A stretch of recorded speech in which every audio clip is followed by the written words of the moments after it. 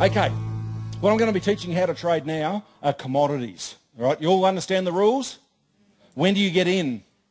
When do you get into the trade? When the lines cross. When do we get out? When they cross again. Okay, where's our mate over here? You still at school? Right, okay, when you were at school, this is all the great stuff they teach you at school, isn't it? How to make money. No, didn't think so. Interesting, isn't it? Okay, we're going to teach you how to trade this stuff now. We've got soybeans here, we've got silver, we've got gold, we've got crude oil, we've got cattle, all sorts of different things. Now, does anyone here know what makes prices go up or down? Demand, yep, and supply. And this is why I love trading commodities, because supply and demand work so well. See, if you have more people buying stuff than selling, in other words, you have more buyers in the market than sellers, what is going to happen to price?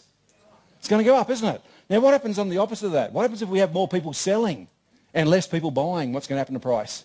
It's going to go down. Guys, this is basic economics, economics 101. And do you know why I say up there that corn is one of today's hottest markets to trade? Ethanol, exactly, the biofuels. They're predicting that over the next 12 months or so, there's going to be more consumption of corn to create biofuels than for feedstock, for animals or for humans. So what do you think is going to happen to the price of corn? Oh, now let's think about this for a moment. All right, these two ladies here might be able to confirm it with me. The amount of farmers in the US that are now growing corn, so if all of their fields are full of corn now, what is it not full of? All the other stuff. So what's going to happen to the prices of all the other stuff? So where are all the ladies that get really excited when you go shopping and pull up with your shopping trolley and find out your groceries just cost you $50 more this week?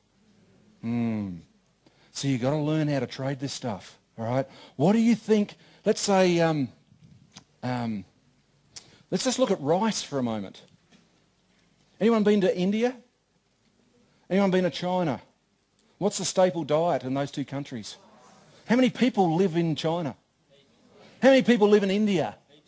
All right. And it's amazing with this GFC that is supposed to be going on that we've sort of created in our heads. All right. Do you know which are the two strongest economies out there? Isn't that interesting? Now, have you ever noticed that generally the more money that you make, the more you eat? Anyone ever notice that? So what happens where a lot of these peasant farmers, right, they used to eat one bowl of rice a month, could now eat one bowl of rice a week. What is going to happen, do you think, to the world's consumption of rice? Do you think that's going to have a ramification? Yeah, very interesting. There's so much opportunity that we have out there. The great thing about financial crises, guys, is that at financial crisis times is when the greatest wealth is ever created. Do you know that when in the 20s with the Great Depression, there were more millionaires made in that period of time than any other time on mankind? Right? Back then. Now, do you think we're more educated today?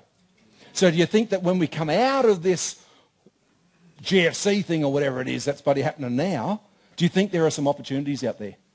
Most definitely. We're going to see the greatest transference of wealth in mankind, because as we come out of recessions is when people make all the money. Who wants a slice of that action? Fantastic. This is how we can do it. Let me show you this. A couple of years ago, Kerry and I were invited down to, well, does anyone know where that is? I know it looks like what New York used to look like before Giuliani cleaned it up. All right. Anyone know where that is? It's the exchange down at Chicago Board of Trade. A couple of years ago, Kerry and I were invited down there as a promo with them. And do you know what all this rubbish is down here? Well, this is about 10 o'clock in the morning. Bunch of grubs, aren't they? Now, that's actually trading slips that didn't go through. See, what actually happens up here, have a look up here. Behind my head, behind there are the trading pits. Does anyone know what a trading pit is? Actually, who doesn't know what a trading pit is? Can we keep it simple? Trading pit. It's a hole in the ground where people trade. We okay with that? Because that's what it is. It's a hole in the ground. So just work with me with this. Have a look at this. This is what's happening behind here. Where all these people are standing behind there are the floor traders. And they're looking down in the trading pit. So think of this. Imagine if you went down to Chicago in the morning. You went down to the pit. And over this side of the room are all the buyers. And that side of the room are all the sellers. And you saw that there are more buyers on this side of the room and less sellers there. More buyers, less sellers. Are we going to go long or are we going to go short, do you think? Is the price going to go up, do you think, or is it going to go down? It's going to go up, so we're going to go long. We all okay with that? All right. Next day comes along. All right. We go back to the trading pits. We find there are still more buyers on this side of the room and less sellers. Are we going to get out of the trade now or are we going to stay in? Stay in. Why is that? Price should still go up. We all okay with that?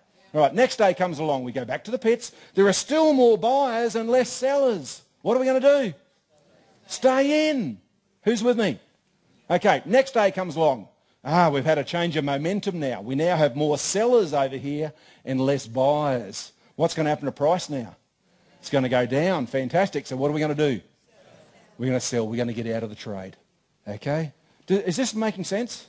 Okay? Guys, this is how we trade. This is what you asked before. What do the lines represent? All right? That's what my lines represent. The green, let's keep it simple. Is it okay if we keep it simple?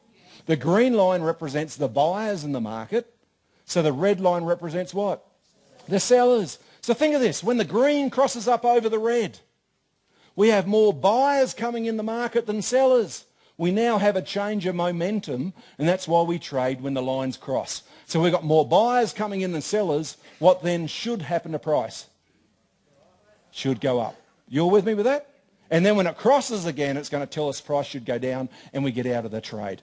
Who thinks it'd be pretty cool to be able to go to Chicago every morning and look at that? Who thinks that would be cool? Do you think you can make some money doing that? Yes or yes? Yes, most definitely. How did people used to trade before, hear this ladies, how did we used to trade before man invented computers and screwed it up? How did we used to trade? Did we used to trade before computers? Yes, we used to look in the trading pits and look at the momentum and look at what was actually happening there in the trading pits. Now, looking at those floor traders out there, do you see any of them walking around with laptop computers, looking at MACD, looking at repetitive strain injury, Bollinger Bands? What are some of the other things? Who are the technical traders? What other things do they look at? Candlesticks. Oh, yeah, they're simple, aren't they? Fibonacci retracements and all the rest. Do you see them looking at any of that? No. What are they looking at?